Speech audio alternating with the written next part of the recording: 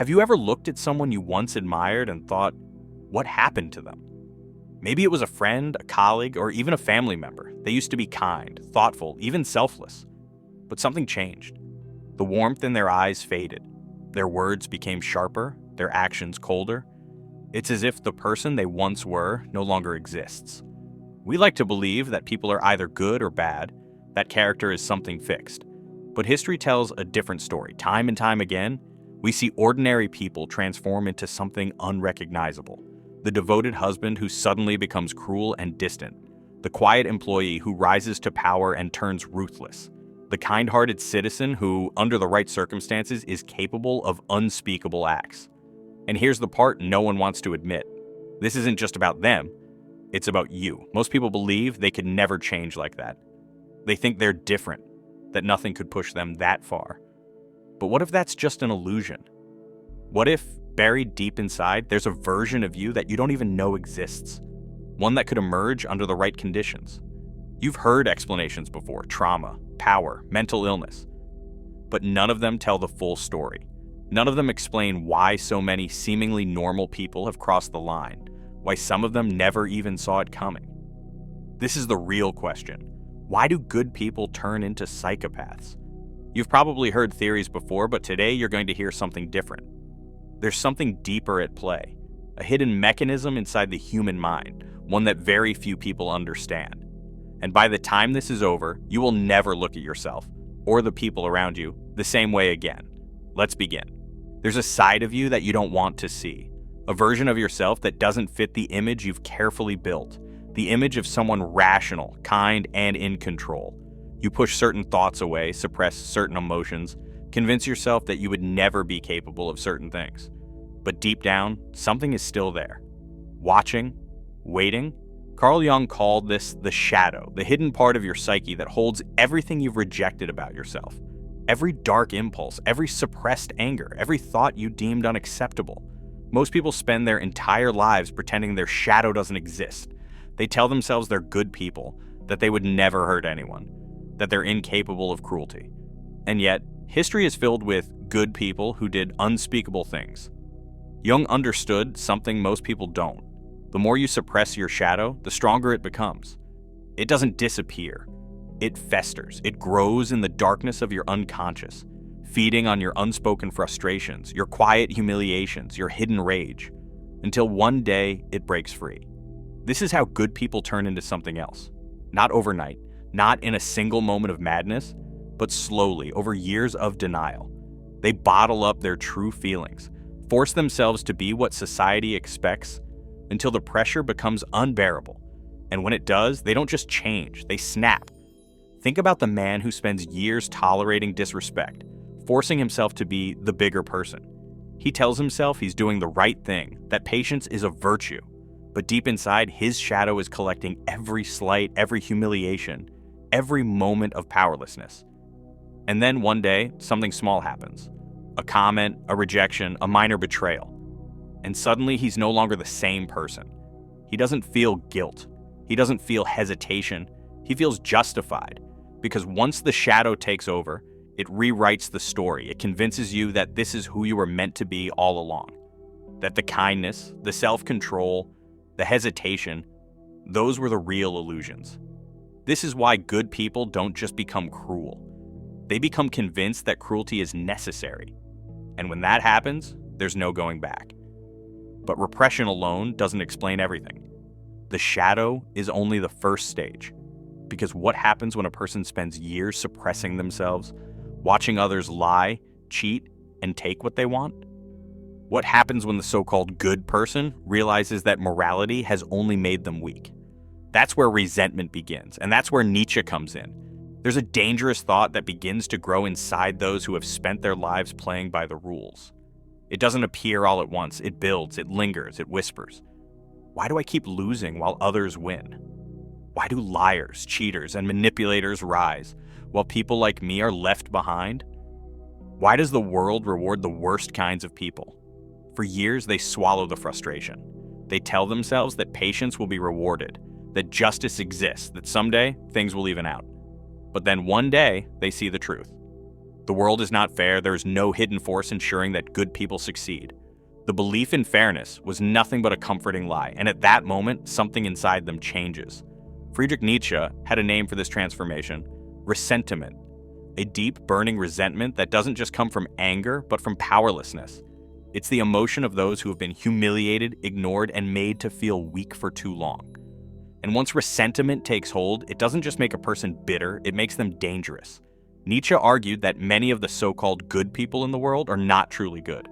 They are simply weak, too afraid to take power, too hesitant to impose their will.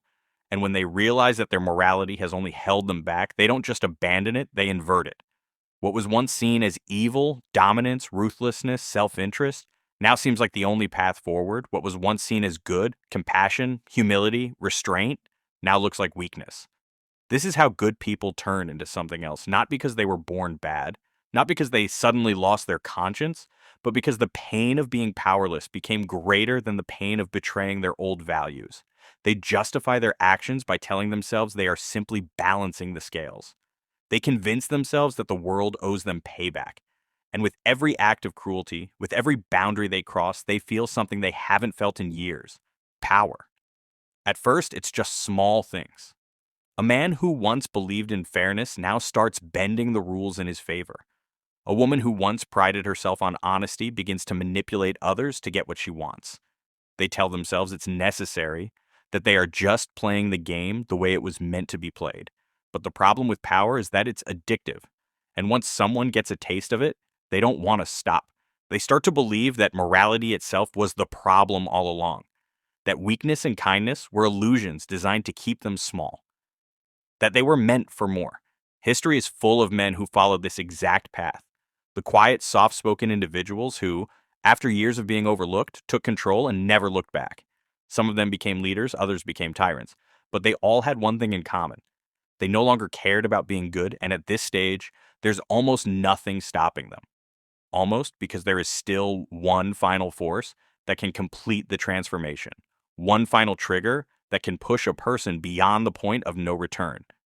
It's not inside them, it's around them, it's the world they are placed in, and that's where Philip Zimbardo comes in.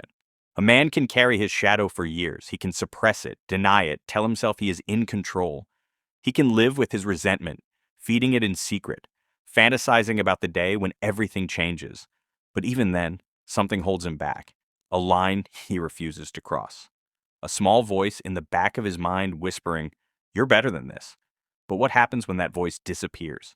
What happens when the world around him stops telling him to be good and starts giving him permission to be something else?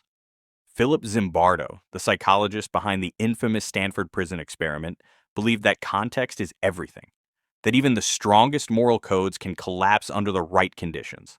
And more importantly, that those conditions don't just push people to do bad things, they make them believe those things are necessary. Zimbardo's experiment was simple. He took a group of ordinary college students and divided them into two roles: prisoners and guards. No one was truly in charge, no one was given orders to be cruel, and yet, within days, the guards, normal, everyday people, became unrecognizable. They started humiliating the prisoners, depriving them of food, stripping them of their dignity. Why? Because the system allowed it. This is what makes the final transformation so dangerous. A person doesn't wake up one day and decide to abandon morality. They are given a reason, a justification. They are placed in an environment where the old rules no longer apply, and once that happens, everything they once believed about themselves starts to change. History proves this over and over again.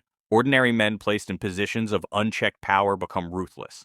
Soldiers sent into war zones commit atrocities they would have once found unthinkable.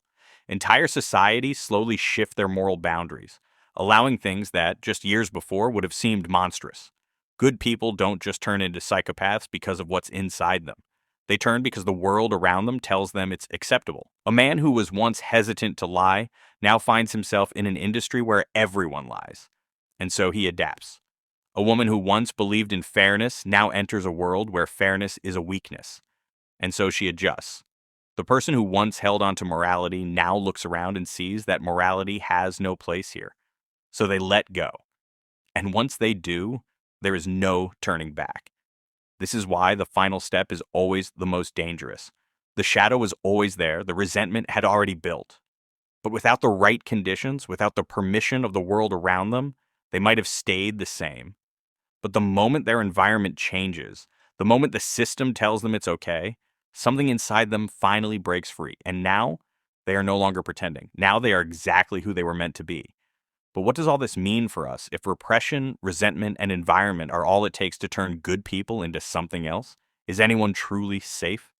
Is there a way to stop this transformation before it's too late? Let's put everything together. The pieces are now in place. First, the shadow, hidden, repressed, waiting. A lifetime of self-denial, of forcing oneself to be good, while the darkness grows beneath the surface. Then, the resentment, the slow realization that morality has brought nothing but suffering, that those who take what they want always seem to win. The quiet bitterness that turns into a need for power.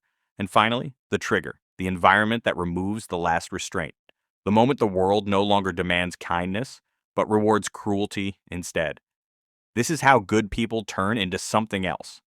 Not through a single event, but through a process. A psychological shift so gradual that by the time they realize what they've become, it no longer feels like a transformation. It feels like the truth. Jung, Nietzsche, and Zimbardo were not saying the same thing, but together they explained something terrifying. Jung warned that if you ignore your own darkness, it will one day control you. Nietzsche showed that when a person loses faith in morality, they don't become free. They become consumed by vengeance. Zimbardo proved that under the right conditions, any of us can be stripped of our old selves and molded into something new. And here's the real question. If this transformation is possible in others, isn't it also possible in you? Most people don't think so. They tell themselves that they would never cross the line, that no matter how much they suffered, no matter how much the world pushed them, they would remain the same.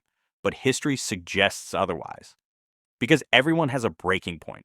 Everyone has a moment where the shadow is too strong, the resentment is too deep, the environment is too perfect. And in that moment, morality isn't just abandoned, it is rewritten. So what does this mean? Should we fear the people around us? Should we fear ourselves?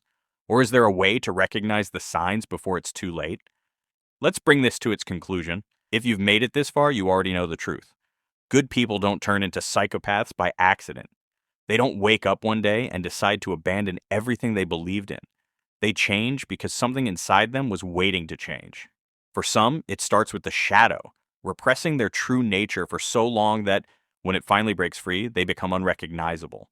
For others, it's resentment, years of watching the world reward liars and manipulators until the bitterness turns into something darker. And for many, it's the environment, being placed in a system that no longer asks them to be good, but pushes them to be ruthless. This is how it happens. Slowly. Inevitably. And now you have to ask yourself the hardest question of all: if this transformation is real, if history and psychology prove that anyone can change under the right conditions, how do you know it won't happen to you? No one thinks they are capable of cruelty until they are. No one believes they could ever cross the line until they do. And by the time they realize what they've become, it no longer feels like a mistake. It feels like destiny. So what will you do with this knowledge? Will you keep pretending that you're different, that you're immune? Or will you finally face the truth, that inside every person, inside you, there is a battle being fought? Most people will walk away from this video and forget everything they heard, but some won't. Some will start to see the signs in themselves, in others, in the world around them. And once you see it, you can't unsee it. Now you know why good people turn into psychopaths. The question is, will you be one of them,